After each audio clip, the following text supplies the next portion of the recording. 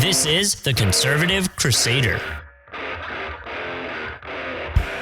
What are your thoughts on the World Economic Forum, WEF? You probably think it's a globalist psyop of the Republican and Democrats parties to control the government with a one world government, because you're right.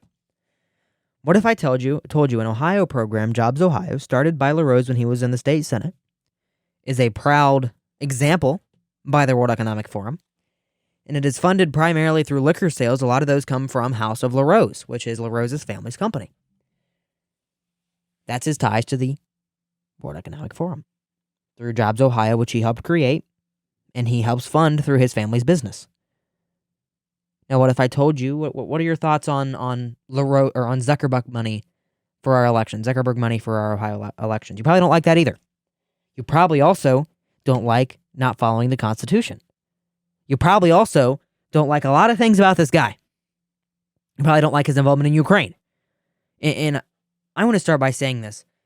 Personally speaking, I've met LaRose a couple times. Every single time I've had a chance to speak to him, he's been a very kind man. This is not personally anti-him as a person. It's anti his politics and anti his policies and his way of business. I am not a supporter of Frank LaRose for any office. I believe he should go back into the private liquor sector. He should not be in the government. He is not my friend with the government. I don't support him in that aspect. That's my right as an American to come on this program and say that.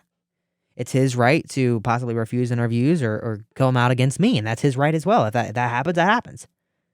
But I'm not afraid to say this because I trust you, and I believe in you and your idea to come up with this conclusion, but I need you to understand the facts. I really do.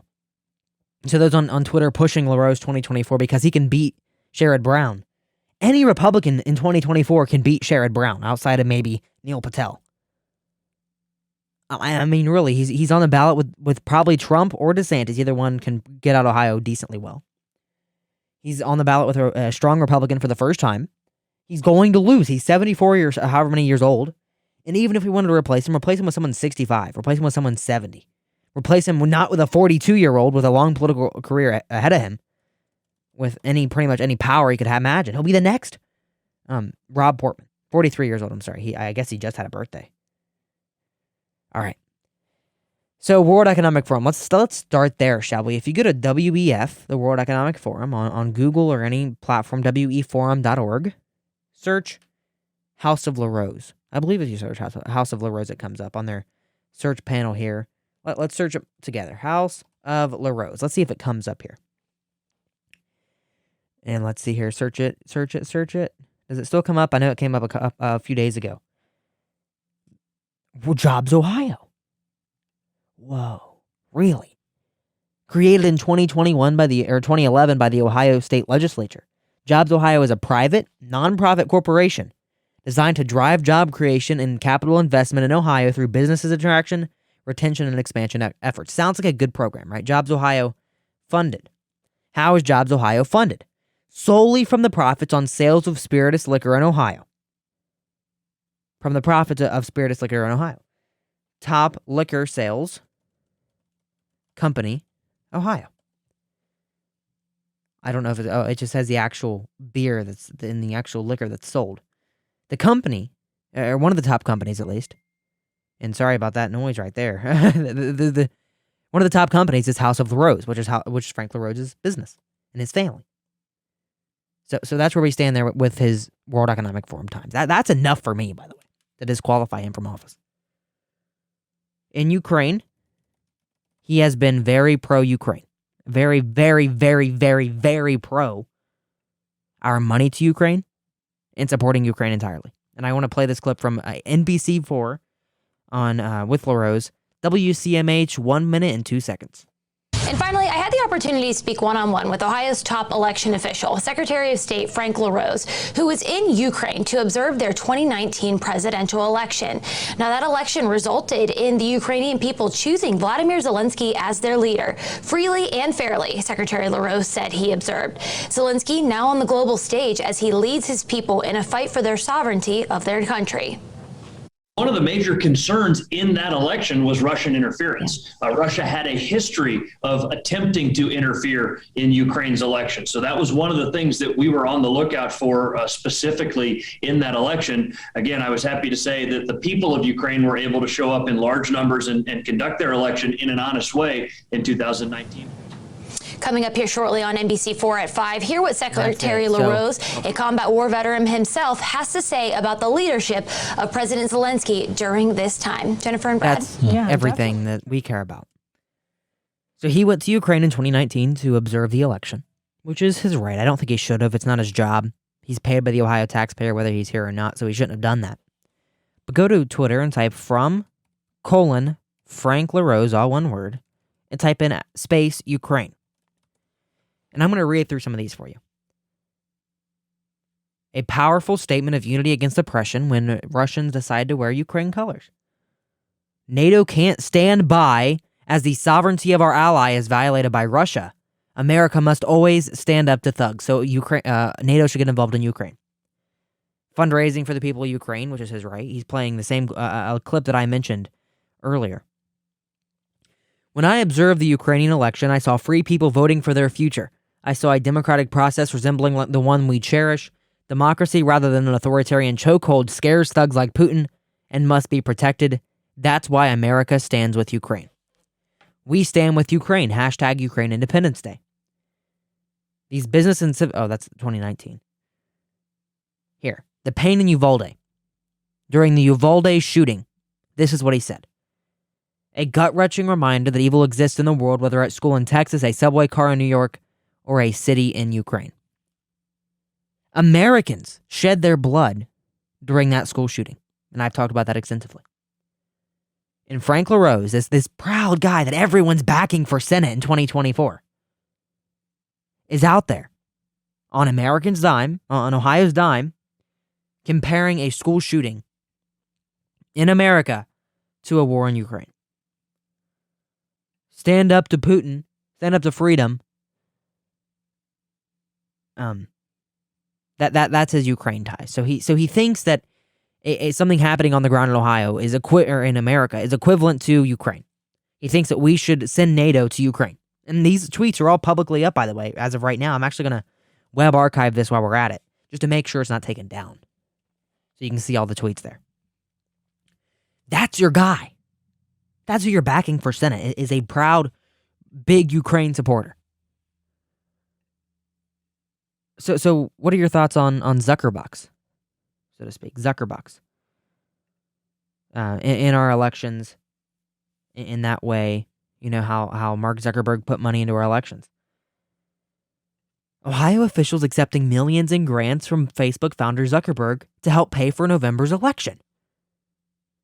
Ohio election officials are beginning to receive millions of dollars in private grants funded by Facebook founder and CEO Mark Zuckerberg to help with the upcoming presidential elections.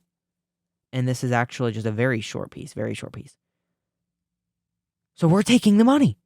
Ohio, the state of Ohio, led by Frank LaRose, is taking Zuckerberg's money to run our elections. The money that oversaw 2,000 mules happen. The stolen election happened. This is Ohio. Frank LaRose is Ohio. This is the Ohio that Frank LaRose has worked in. This is the Ohio that Frank LaRose is involved in. Are beginning to receive millions of dollars in private grants funded by Facebook founder and CEO Mark Zuckerberg. If Frank LaRose had any standing for the Constitution, for his job, he would have struck that down immediately. So, we have a month of early voting in Ohio, unexcused absentee voting or no excuse needed absentee voting in the state of Ohio, Mark Zuckerberg funding our elections, using machines that have been connected to the internet. And I want to see if I can find this clip here from my friend Samuel McGuire from the Red Future Radio Network as well. Check out his program. If I come over here, let's see how long ago this video was. Because, here. Oh, that audio is terrible. You can't even understand that. I'm sorry about that if that hurt your ear or anything like that. But I'm going to try to refresh it and see if it's going to fix the audio, because I know it wasn't like this before. But he flips out on Sam. Here it is. Trump supporter that you'll find, and he'll tell you that those are the machines that he thought were the best ones for his county. The thing about voting machines in Ohio that people need to know is that they are never connected to the internet. You were And something happened there. proud Trump Let's start that over, Hal, shall we? He'll tell you that those are the machines that he thought were the best ones for his county. The thing about voting machines in Ohio that people need to know is that they are never connected to the internet. You recording me? Yes, sir. Are we here to do an interview or are we here to talk? Well, is it my freedom to record you? Yeah, it's my freedom to walk away. Well, then walk can we away. talk? Why can't it be? You're the Secretary of State. You can talk with the camera on. You keep talking. Second most powerful person. 17's fine. My tax dollars pay for it. Keep talking. Let's hear about this election. We can be friendly, Sam. You know that? Well, yeah, we can, but you just confronted me about recording you. No, okay. It's normal to tell a fellow human before you start videotaping. You're the Secretary of State. I know my job. You are the that is one of the highest. Tell me next time you're going to start recording me. All right, buddy? Can I record you, Mr. LaRose? You may. Thank you. All right. The point I'm making is that in Ohio, voting machines are never connected to the internet. They're tested before each election with a full battery of tests by both Republican and Democratic election experts. And then we audit each election. It's very hard to hear. To make sure that the results came out accurate. We have a paper trail for every ballot ever cast. Every ballot ever cast has an electronic record so that you can get the results on election night, and a paper trail so that we can audit it. When we audited the 2020 election, we had a 99.98% accuracy. We counted the paper and we compared it to the electronic record. That's the way Ohio does it. Other states. So that's the end of that clip there. But he refused to be recorded when talking about, or he didn't want to be recorded when he was talking about his election. Sam had to flip out on him, and I'm proud of Sam for that. That's why he's my partner. He's fantastic. So there's the results, and we're going to go a little longer. For our radio audience, thank you for listening today. Listen to the podcast to hear the whole thing. Podcast listeners, stay here. So they're taking the money from Frank LaRose, or from Zuckerberg, right? Now, what if I told you that he was behind violating the Ohio Constitution? All right. So he's confident in mail-in voting for the 2020 presidential election. Governor Mike DeWine is. Right behind Frank LaRose. We have to be vigilant. We have a great Secretary of State, Frank LaRose, according to this. Frank LaRose dismissed concerns about mail-in voting being less secure as unfounded. Ohioans trust and embrace vote by mail and absentee balloting in Ohio. I believe this year we're going to see the highest percentage of absentee voting we've ever seen. He was behind delaying the 2020 election, the primary election, when the court said you cannot. Him and DeWine working together said, oh, well, we're going to do it anyway. We're going to shut it down anyway. And that's from Rutgers. And I'll link all these in a tweet. But, because that's easier to do than a show note. And I'll post that tweet in the show notes to just kind of expand it open. The coronavirus prompts Ohio to postpone the primary election despite judges' refusal. Ohio will postpone Tuesday's presidential nominating election despite judges' refusal to shut it down, citing a public health emergency caused by the threat of the coronavirus, Governor Mike DeWine said on Twitter. So he shut down our election, delayed them without the court giving him permission to, set a second primary date in 2022 for the August special election primary, a date that was not set by the General Assembly for that election, because he could not draw competent maps enough to satisfy Maureen O'Connor, which I'm not happy with, but enough to satisfy Maureen O'Connor. And now he's going out there and wanting to go to a higher office. Now, I don't know if this is enough to convince you. If not, please call in and tell me what I can say. 57GOP-Josh7. Email me, josh@gopjosh.com. But he's not our guy. He is not the person to be presently and in front of a national audience representing Ohio. He's Rob Portman-ish through and through. He's not a good guy. He's not good on the issues. He's just not. I'm sorry. I can't say more right now. I'm working on gathering more. I'm going to write a big extensive piece for the American Perspective about it. But he's just not our guy for the Senate. And we can't send this guy to the U.S. Senate to represent Ohio. Who should we put up there? I don't know yet. I know Bernie Moreno's thinking about running. Matt Dolan, is planning on running, thinking about running, or he's pretty much announced. I don't want Matt Dolan either. And I can do one of these for Matt Dolan, too. I can do this for anyone in the primary so far, out of the list. We need someone strong, a strong conservative. I know I have someone that I'd like to see run. And we'll talk to Sam about that. I want to do a special with Sam pretty soon about this race. But we cannot have Frank LaRose, the Ohio Secretary of State, as our next U.S. Senator from Ohio. Thank you for subscribing to the podcast. Thank you for listening. Thank you for tuning in. For the Conservative Crusader, fresh new brand starting on Thursday. So if you see that, don't be alarmed. Same great program, just a new look. And that is our Frank LaRose dissertation. Do not vote for Frank LaRose. GOP Josh, Red Future Radio Network, GOPJosh.com. I'll talk to you all on Thursday, and stay tuned. You're listening to the Conservative Crusader.